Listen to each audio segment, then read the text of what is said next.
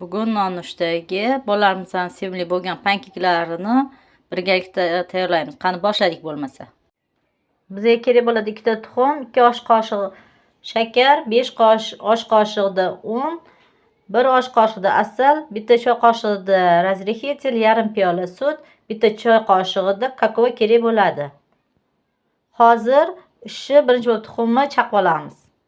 Tuxumni chaqib oldik, endi shakar va asalni qo'shib yaxshilab aralashtiramiz. Mana shakar bilan asalni sovaldik. Endi buni bir xil massa bo'lguncha venchikda yaxshilab aralashtiramiz. Mana bir xil massaga keldi. Endi buni ustiga un bilan razrexetilni solib aralashtirishni davom ettiramiz. Boyagi massamizga 4 osh qoshiqida iliq suv solib aralashtirishni davom ettirdik. Biza yana 1 osh qoshiq un solishimizga to'g'ri keldi. Mana endi xamirlarimiz shunaqa chiroyli bo'lib ko'pirib chiqishni boshladi. Endi 2 osh qoshiqdan skorotkamizdagi solib pishirib olamiz bularni. Pankemiz o'zgacha chiqishi uchun men hozir xamirimizdan 6-7 qoshiq bitta piyolaga solib kakao bilan aralashtirib o'zgacha pankek qilmoqchiman. Hozir xamirimizni 5-6 qoshiq olib boshqa bitta piyolaga solaman. Xamirimizdan 5 qoshiq piyolamizga sovaldim va boyagi kakaoni solib yaxshilab aralashtiramiz bir xil massa bo'lguncha. Mana kakaoni solib bir xil massa holiga keltirib oldik. Endi bularni hammasini pishirishni boshlaymiz.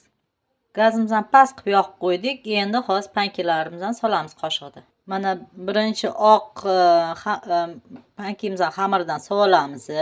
Osh qoshiqda, bitta osh qoshiqda. Keyin ustidan kakaoli xamirimizdan yarim osh qoshiqda solib, past olovda pishirib olamiz. Mana pankemiz bir yoq tarafi qizarib pishdi. Haqiqiy pankekdan umuman farq qilmaydi. Chiroyli va mana shunaqa ishib, chiroyli bo'lib pishadi. Mazalari ham zo'r bo'ladi. Mana pankeklarimizni hammasini shunaqa qilib chiroyli pishirib olamiz. Mana orqa tarafi, mana bunisi oldi tarafi. Ikki yog'i ham shunaqa chiroyli bo'lib chiqqan. Pankeklarimizni xohlasangiz kakao aralashtirmasdan ham qilsak bo'ladi. Unisi ham juda mazali bo'ladi. Bu varianti ham juda mazali.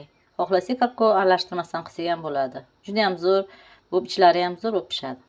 Mana mazali pankeklarimiz tayyor bo'ldi. Uni xohlasangiz moloko bilan yoki bo'lmasa murabbo bilan dasturxonga tortsak bo'ladi. O'zi ham juda ham mazali. Bolalarimizni bemalol uy sharoitida ham shunaqa o'zimiz qilgan pankeklar bilan xursand qilsak bo'ladi. Mana pankeklarimizning ichi shunaqa zo'r bo'lib pishadi.